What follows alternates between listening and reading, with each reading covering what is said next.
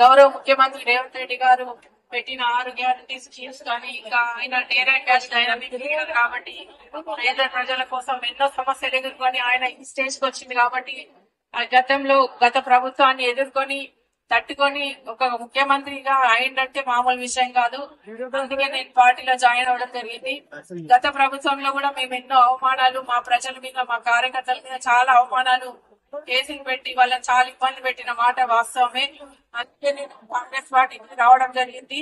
కాబట్టి నేను ఇక్కడ వచ్చి అభివృద్ధి చేద్దామని మల్కాజిగిరిలో తప్పకుండా మీకు అందుబాటులో ఉంటా. ఎందుకంటే గతంలో రేవంత్ రెడ్డి గారిని అత్యధిక మెజార్టీ ఇచ్చి మీరు గెలిపించడం జరిగింది. ఇప్పుడు కూడా ఆయన సొంత కాన్స్టిట్యున్సీ నాకు ఇవ్వడం అంటే మామూలు విషయం కాదు.